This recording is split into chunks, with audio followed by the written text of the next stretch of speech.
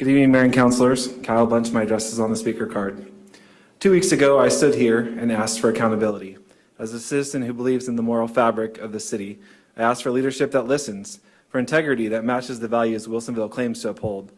Since that night, silence has filled this chamber where courage should have spoken. The mayor has yet to respond. No apology has been issued to former Councilor Dunwell. Instead, we've watched as the mayor's closest allies tried to rewrite the story, to discredit her, to shift blame to the negativity of Facebook, to turn the focus away from the issue at hand, a pattern of behavior that undermines trust, inclusion, and respect in our city government. But here's the truth. Deflection is not leadership. Dismissing someone's lived experience is not strength. Silence in the face of harm is not neutrality, it's complicity. When a public servant says she felt bullied, when multiple citizens share stories of intimidation, of disrespect, and no acknowledgement or apology follows, that's not a communications problem. That's a character problem. You've built your brand on the idea of inclusion, but inclusion is meaningless if it only extends to those who agree with you. Leadership means showing humility when you've caused harm, not circling wagons and blaming the public for noticing. And to the council, leadership is not a spectator sport. Each of you was elected to represent the people of this city, not to protect the image of one person. Silence in this moment sends a message that civility and dignity are optional, and that bullying can be swept under the rug if it's politically inconvenient.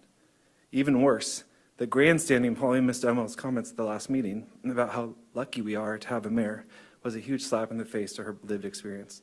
Wilsonville is better than that. We're a city that believes in accountability, empathy, and fairness. And if we can't find the courage to model those values, then the responsibility falls to the rest of this council to demand better on behalf of the citizens you serve. Because leadership without accountability is not leadership at all. It's theater. We deserve sincerity, transparency, and respect. It's not too late to do the right thing.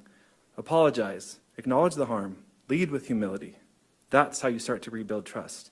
That's how you remind the city what integrity looks like. I want to make one thing absolutely clear. I believe in each of you. I truly do. I believe you stepped into public service for the right reasons, because you care about this city, because you want to make Wilsonville stronger, more connected, more hopeful. But this moment we're in, it's not about you. It's not about me. It's certainly not about any single personality or political ally.